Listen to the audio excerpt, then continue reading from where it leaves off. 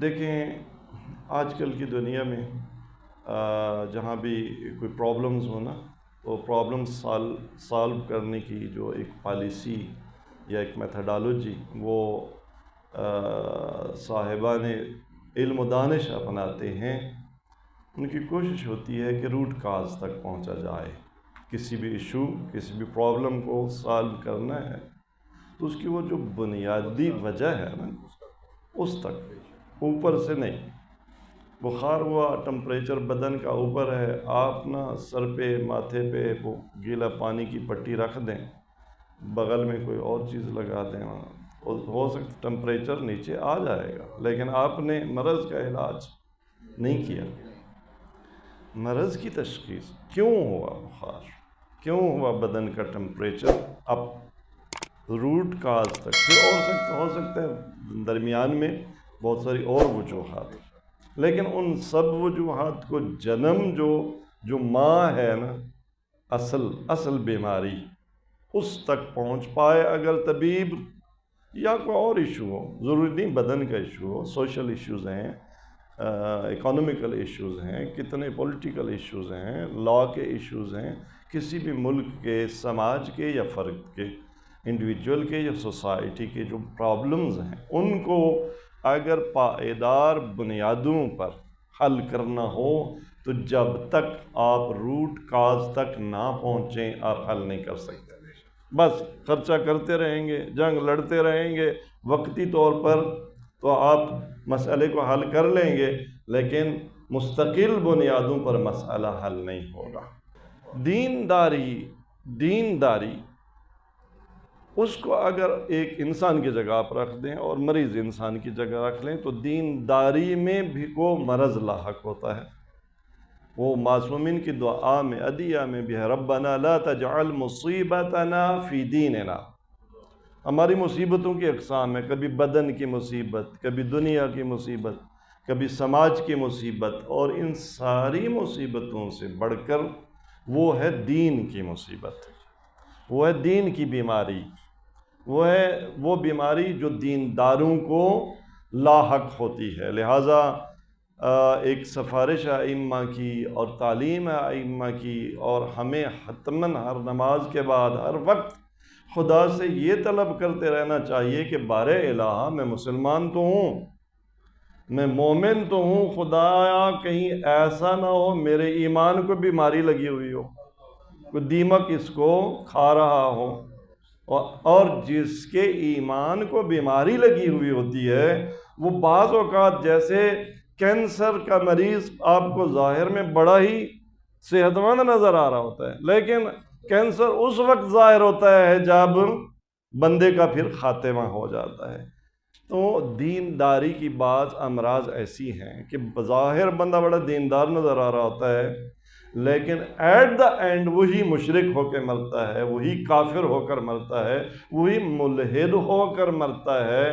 وجہ یہ ہے کہ وہ بیماری اسے فائنڈ آؤٹ اس نے نہیں کیا، اس کا علاج نہیں کیا. لہٰذا جہاں دینداری کے سلامتی کی دعا ضروری ہے، وہاں ایک اور دعا بھی ہمیں تعلیم دی گئی ہے، اور وہ ہے عاقبت بخیر ہونے کی دعا. بڑی بڑی ہستیاں دیکھی ہیں، حتیٰ علماء دیکھیں، ایک عمر دین کی خدمت کی، بڑی بڑی کتابیں لکھیں، بڑے واعظ و نصیحت کیے، لیکن مرتے وقت یا حتیٰ مرنے سے پہلے شعور کی زندگی میں بے دین ہو گئے. سب انبیاء کی اقوام کی دینداری کو کچھ بیماریاں لاحق ہوتی ہیں، جس کی وجہ سے وہ کبھی کہتے ہیں خدا کو بلا پردہ دکھا، لن نؤمن لک حتی نری اللہ جہرۃ، کبھی کہتے ہیں اس بچڑے کی ہم پرستش کریں گے، کبھی یہ تقاضا، کبھی وہ تقاضا، الٹے سیدھے تقاضے اور ظلم، باقی ساری بے راہ رویاں. ان کی وجہ کیا ہے؟ اگر ہم اسی سورہ کے ضمن میں اور چند قرآنی دیگر آیات کے ضمن میں جو دینداروں کی دینداری کو بیماری لاحق ہوتی ہے اور ایٹ دا اینڈ انہیں کہاں پہنچا دیتی ہے، فَأَرْسَلْنَا عَلَيْهِمْ رِجْزًا مِّنَ السَّمَاءِ، آسمان سے بلا آتی ہے یا آخرت کے عذاب کا مستحق انسان ٹھہرتا ہے، ہمیشہ ہمیشہ کا جہنمی بن جاتا ہے، اس کی وجہ کیا ہے؟ روٹ کاز کیا ہے؟ تو خداوند تبارک تعالیٰ نے اسی آیہ میں جو خطبے میں تلاوت کی، اس میں ایک اس روٹ کاز کی نشانی بتائی، یا ایک اس کا ایک ڈائمنشن کا تعارف کروایا۔ کیا فرمایا؟ فَأَرْسَلْنَا عَلَيْهِمْ رِجْزًا مِّنَ السَّمَاءِ بِمَا كَانُوا يَظْلِمُونَ۔ کیوں عذاب کے مستحق ٹھہرے؟ کیوں مسلسل آیات الہی دیکھنے کے باوجود غافل ہوئے، قسی القلب ہوئے، ساری باتیں انہوں نے کی، قاتل ہوئے، نبی کے جانشین اور خلیفہ کو قتل کرنے کا ارادہ کیا، انہیں مستضعف بنایا، اور الا ماشاءاللہ جو بھی نافرمانیاں خدا کی کیں۔ کیوں کی؟ اس لیے کہ یہ ظالم تھے، اس لیے کہ ظالم تھے۔ اور سورہ مبارکہ بقرہ میں ظاہراً وہاں ارشاد فرمایا بما کانوا یفسقون۔ کیوں یہاں تک پہنچے؟ اس لیے کہ فاسق تھے۔ تو آیت اللہ ناصر مکارم شیرازی حافظہ اللہ، اللہ تبارک تعالیٰ انہیں شفائے کاملہ اور عاجلہ عطا فرمائے، تو انہوں نے اپنے تفسیر نمونہ میں فرمایا کہ یہ جو دو کلمے استعمال ہوئے ہیں نا، فعل ایک ہے، حقیقت ایک ہے، فیکٹ ایک ہے، سنگل فیکٹ کے دو ناؤن ہیں، دو نام ہیں، دو ڈائمنشنز ہیں۔ اور وہ کیا کہ بعض اوقات ایک ہی فعل ایک ہی ہوتا ہے، اگر اس کی نسبت خدا کی طرف دی جائے، چونکہ حکم خدا تھا یہ کام کرو، چونکہ حکم خدا تھا فلاں چیز کو فلاں جگہ رکھو، میں نے وہ کام نہیں کیا، میں نے اس جگہ پر اس چیز کو نہیں رکھا، تو حکم خدا کی عدولی کی ڈائمنشن کو اگر اس ڈائریکشن کو دیکھا جائے تو میرا یہی کام فسق ہے۔ اسے کیا کہتے ہیں؟ فسق، نافرمانی ہے اپنے رب کی۔ لیکن میں نے اس چیز کو وہاں نہیں رکھا جو اس کی جگہ تھی، میں نے اس شخص کو وہ مقام نہیں دیا جو اس کا تھا، میں نے اس آئیڈیالوجی کو وہ مقام رد میں یا قبول میں نہیں دیا جو اس کا مقام تھا، میں نے اس حدیث کو جرأت کر رہا ہوں اس لیے کہ معصوم کے فرمان نے جرأت دی، نبی کے فرمان نے جرأت دی، میں نے اس حدیث کو اللہ کی کتاب پر جو جناب خطیب نے اور جناب واعظ نے پڑھی کہ جی اللہ کے رسول نے فرمایا، فلاں امام نے فرمایا، تو میں نے اس حدیث کو قرآن پر پیش نہیں کیا، حالانکہ اللہ کے نبی نے فرمایا تھا کہ مجھ پر جھوٹ بولنے والے بہت ہیں، ستکثر، اور میرے بعد بڑھتے جائیں گے۔ یہ مخروط الٹی ہوئی حدیث کی یہی امام صادق علیہ السلام نے فرمایا۔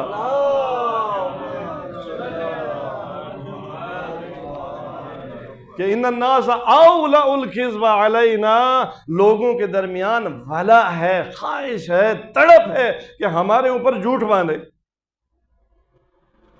میری حدیث سنتے ہیں، یا تو اس حدیث کو بالکل الٹ کر دیتے ہیں، یا نکلتے ہی اس حدیث کا وہ معنی نکالتے ہیں جو امام صادق نے بھی مراد نہیں لیا۔ تو ہم حدیثیں سن جاتے ہیں، ہم فرمان سن لیتے ہیں، لیکن نسخہ کیا ہے؟ اس کو قرآن کے ساتھ میچ کرو، اگر میچ کرتا ہے تو ٹھیک ہے، نہیں تو اللہ کے نبی نے فرمایا، معصومین نے فرمایا فَضْرِبُوهُ عَلَى الْجِدَارِ، دیوار پر مار دو، دیوار پر مار ڈالو، یہ ہمارا کلام نہیں ہے۔ لہٰذا ایسی کوئی روایت، کوئی ایسا خطبہ، کوئی ایسا جملہ کہ جو قرآن کے ساتھ ٹکراتا ہو، چاہے اسے معصوم سے بھی منسوب کیا جائے تو اسے قبول نہیں کرنا۔ اچھا، حدیث کو جو مقام دینا تھا، جس حدیث کو قبول کرنا تھا، حدیث لینی کس سے ہے؟ علیکا بہذا الجالس، امام صادق نے بتا دیا، حدیث اگر لینی ہے تو کس سے لینی ہے؟ زرارہ بن آیون سے۔ میں حدیث کس سے لیتا ہوں؟ میں اللہ کی شریعت کے احکام کس سے لیتا ہوں؟ جس سے جنہیں امام زمانہ نے اپنا نائب بنایا، اپنی غیبت کے زمانے میں اپنی طرف سے حجت بنایا، ان سے لینا ہے، یا جس کی آواز اچھی ہو،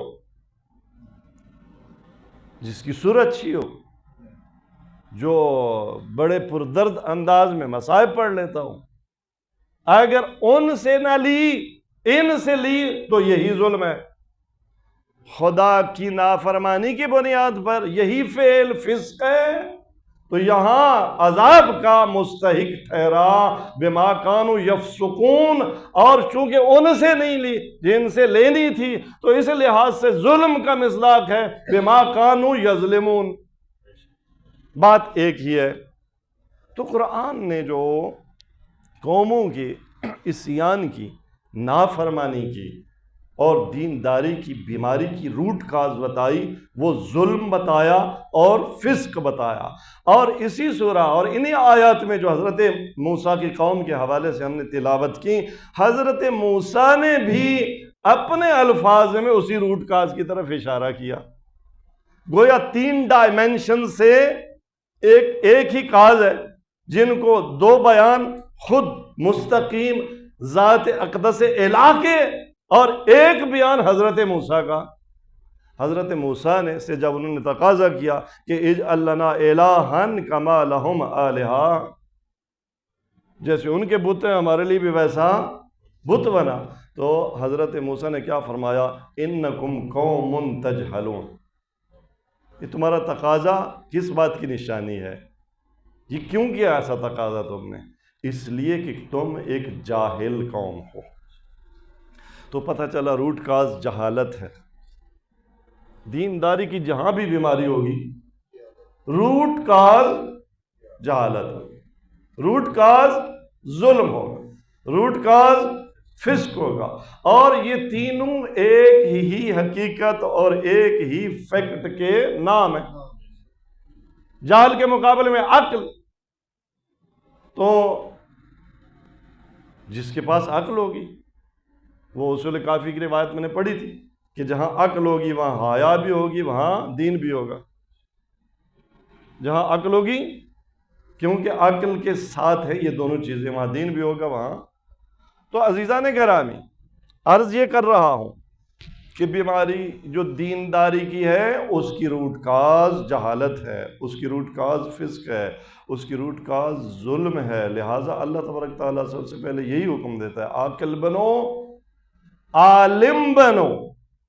اگر عالم نہیں بن سکتے تو طالب علم بنو، اگر طالب علم نہیں بن سکتے تو عالم اور طالب علم سے محبت کرنے والے بنو۔ معصوم کا فرمان ہے، لوگوں کی 3 قسمیں ہیں، عالم، طالب علم، علماء سے محبت کرنے والے، باقی کون؟ حامد الرعاء۔ آپ نے فرمایا باقی، یہ آپ نے بعضوں کا دیکھا ہوگا، چمن میں مچھر اکٹھا جھرمٹ بنا لیتا ہے، اور جیسے پرندوں کا جھرمٹ ہوتا ہے، ایک دفعہ تو سنگل الگ الگ مچھر ایک دفعہ جھرمٹ بنا لیتا ہے اور اڑ رہا ہوتا ہے، تو مولانا نے فرمایا باقی جتنے ہوتے ہیں نا، وہ ہوتے ہیں وہی مچھر، اور ان کی حیثیت یہ ہوتی ہے کہ جدھر سے ہوا کا جھونکا آیا اسی کے ساتھ، پہلے ایک خطیب آیا، اس نے 90 درجے کے زاویے پر ایک بات کی، اس کے سامنے بھی نعرہ حیدری، دوسرا خطیب آیا، اس نے اپوزٹ 90 درجے کے زاویے پہ بات کی، اس کے سامنے بھی نعرہ حیدری، جدھر کا جھونکا آیا ماشاءاللہ دیندار ساتھ چلا گیا، دیندار صاحب ساتھ چلا گیا۔ وجہ کیا ہے؟ اس کے اپنے پاس کوئی پیمانہ ہے ہی نہیں، ظرف ہے ہی نہیں، کوئی تولنے کا علم ہے نا، نور۔ تاریکی میں کیا پتہ چلتا ہے کہ ہیرا ہے یا پتھر ہے؟ نور ہوگا تو ہیرے اور پتھر کے فرق کا پتہ چلے گا۔ العلم نور، علم نور ہے، یقذفہ اللہ فی قلب من یشاء۔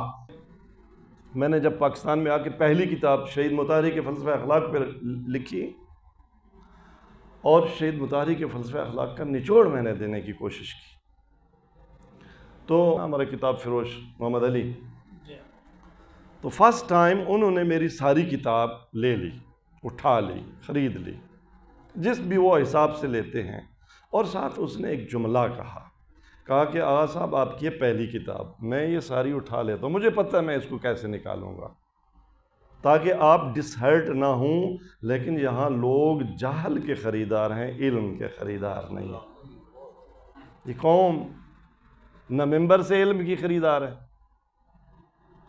نہ مدرسے سے علم کی خریدار ہے، نہ محراب سے علم کی خریدار ہے۔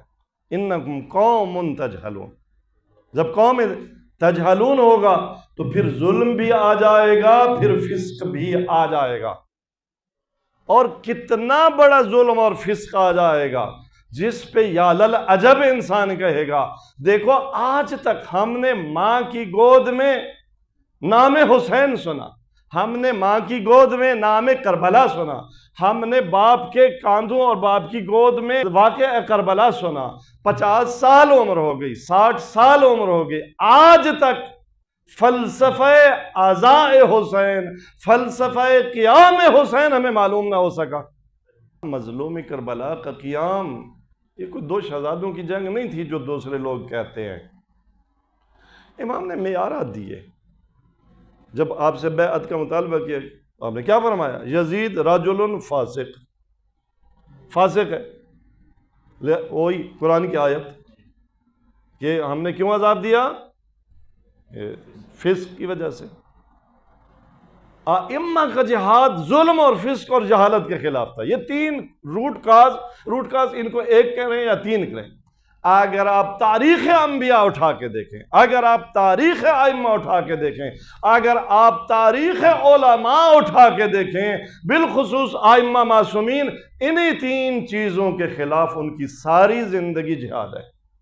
جہالت کے خلاف، ظلم کے خلاف، فسق کے خلاف۔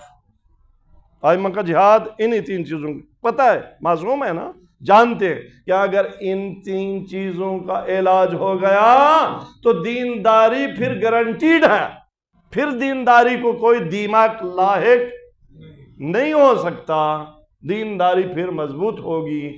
اور مظلوم کربلا کا قیام اسی بات پر تھا۔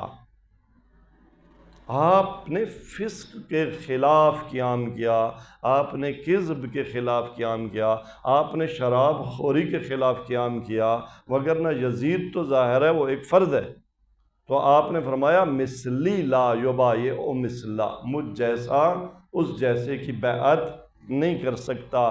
اب عزیزان گرامی، فسق کے کئی مظاہر ہیں، فسق کے کئی مصادیق ہیں، فسق کے مظاہر اور مصادیق میں سے ایک بڑا مصداق جھوٹ ہے، ایک بڑا مصداق۔ تو قیام امام حسین ظلم کے خلاف، قیام امام حسین غنا کے خلاف، قیام امام حسین زنا کے خلاف، قیام امام حسین غلط بیانی کے خلاف۔ اور ہم نے کیا کیا؟ ایک انتہائی معذرت کے ساتھ ایک بہت بڑا بازار گرم ہو جاتا ہے عشر محرم اور ماہ محرم اور سفر میں، جھوٹ بولنے کا، وہ بھی کہاں سے؟ وہ منبر حسین سے۔ وہ جھوٹ جس نے حسین کو شہید کروایا، ہم اسی جھوٹ کو کہاں بٹھا دیتے ہیں؟ منبر حسین پر بٹھا دیتے ہیں۔ اب اس سے بڑا کوئی ظلم ہو سکتا ہے؟ وہ غلط بیانی یہاں پہ بھلا نئی غلط بیانی کی جاتی، نئی واقعات کربلا، تاریخ کربلا۔ اب میں تو ایک ریسرچ کا ٹاپک ہے، کاش ہماری قوم کا ریسرچ کا مزاج ہی نہیں ہے نا، ایک زندہ ٹاپک ہے ریسرچ کا اس وقت یہ کہ ہماری اس صرف 10 سال کو لے لیں، آپ 2010 سے 2020 کو لے لیں، 5 سال کو لے لیں، حتیٰ 2 سال لے لیں، پچھلے 2 سالوں میں جتنے نئے قصیدے ریلیز ہوئے، جتنے نئے نوحے ریلیز ہوئے، جتنے مصائب پڑھے گئے، معروف چند خطبہ لے لیں، ان کے کلام میں درست بیانی کتنی تھی اور دروغ بیانی کتنی تھی، ان میں حقیقت کتنی تھی۔ اور اس چیز نے ہمارے دین کو بہت نقصان پہنچایا، حسینیت سے دور کیا لوگوں۔ آیا اگر دشمن جو امام حسین کے دشمن تھے میدان کربلا میں، ان کی تعداد معلوم کرنی ہو تو ان کی تعداد بتانے کے لیے امام حسن مجتبیٰ اگر پیشین گوئی کر دیں تو وہ ٹھیک ہوگی یا نہیں؟ آج کے نوح خان کا فرمان ٹھیک ہوگا؟ امام مجتبی فرماتے ہیں یزدلف الیک 30,000 رجل، 30,000. ہم نے 30,000 کو بڑھاتے ہوئے 60,000 کیا. اچھا وہ آپ ڈائریکٹ 9 لاکھ پہ چلے گئے.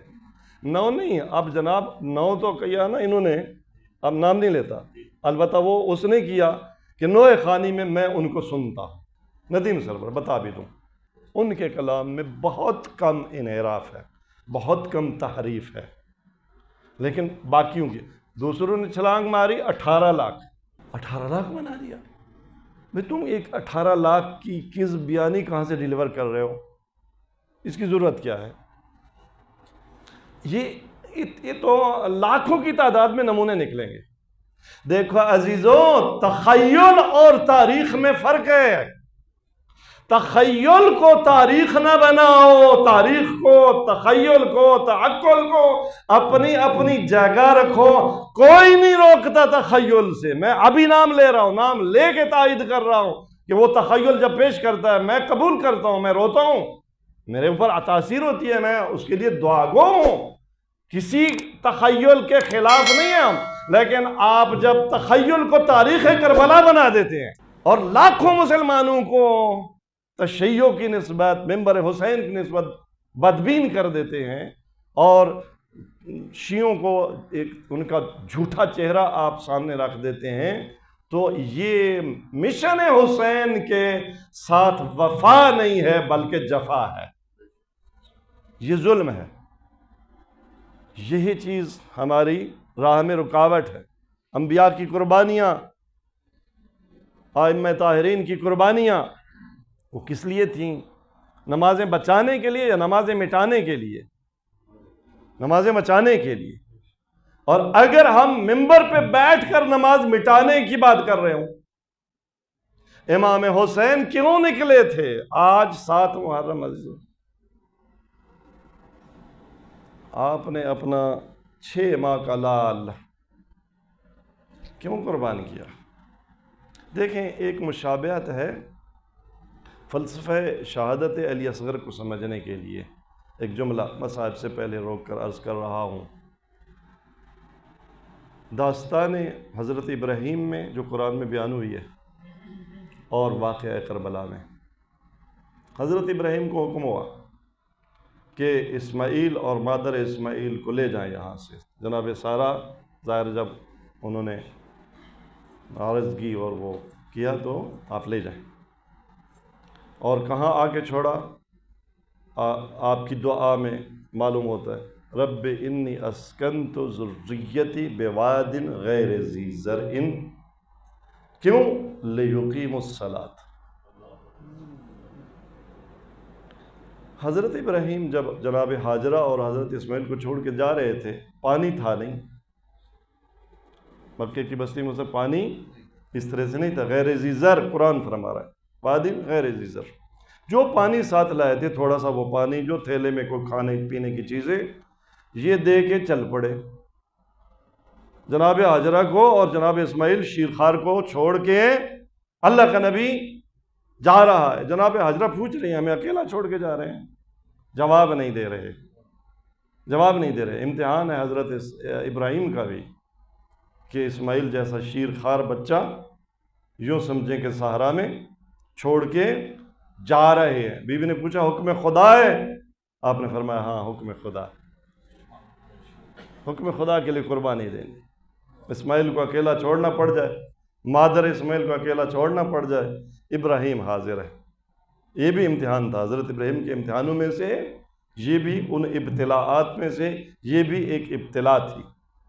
لیکن جاتے ہوئے دعا کی، رب انی اسکنت ذریتی، خدا تیرے حکم پر تیرا امتحان ہے، میں تسلیم ہوں، ان کو چھوڑ کے جا رہا. رب نے استغاثہ بلند کیا ہے. علی اصغر کو پنگوڑے میں سکون نہیں آتا، علی اصغر نے اپنے آپ کو پنگوڑے سے گرا دیا ہے. اللہ جانے بابا کی آواز میں کیا تاثیر تھی.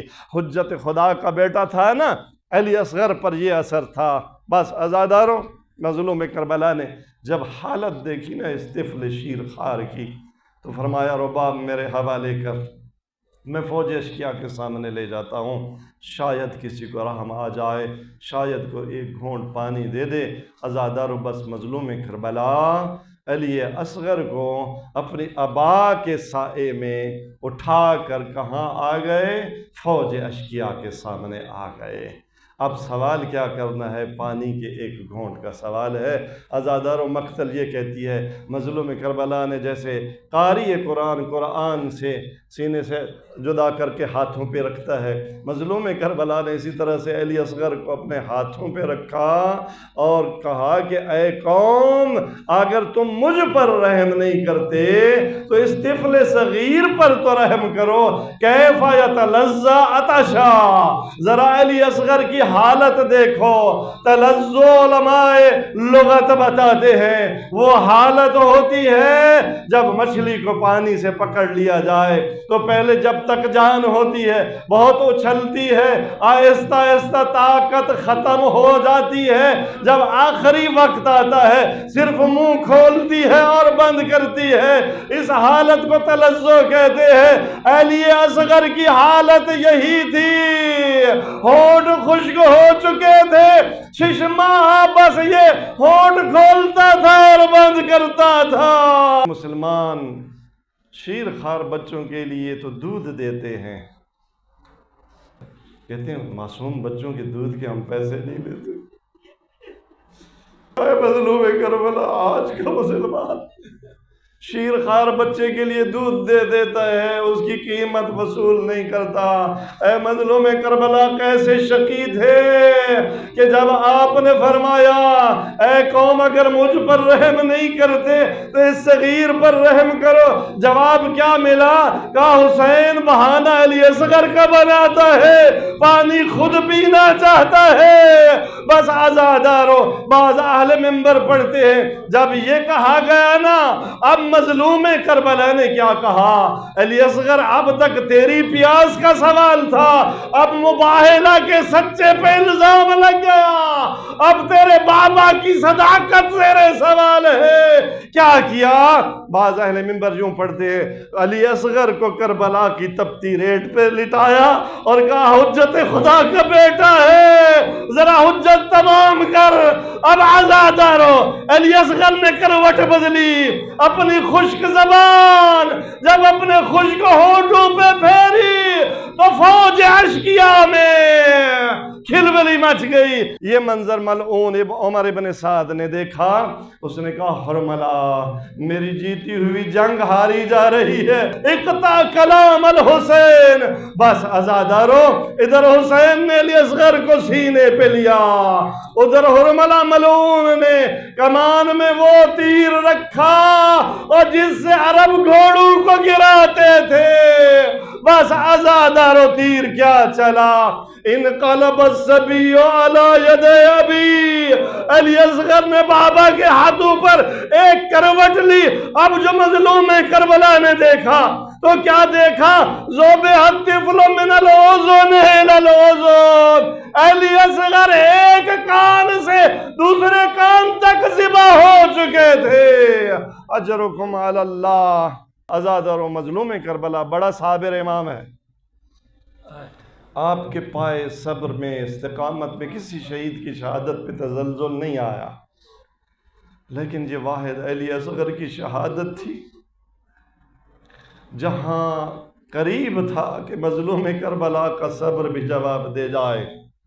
حاطف غیبی نے آواز دی حسین دعہو، حسین علی اصغر کو ہمارے حوالے کر دو، علی اصغر کے لیے ہم نے بہشت میں دایا کا بندوبست کر دیا ہے۔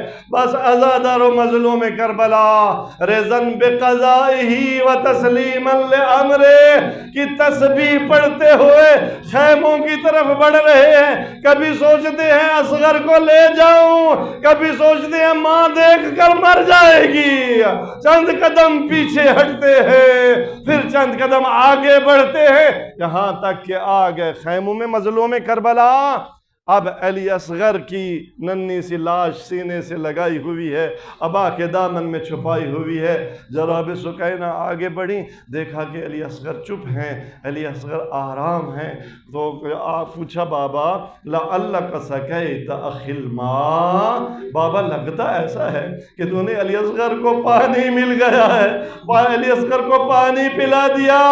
علی اصغر پانی پی کے سو گیا۔ جب سکینہ نے یہ جملہ کہا، مظلوم کربلا نے ابا کا دامن ہٹایا اور کہا بٹیا ذرا دیکھ تو صحیح، ہاں کہ اخا کے مذبوحاً بسہم الجفا، علی اصغر تیر کا پانی پی کے سو گیا۔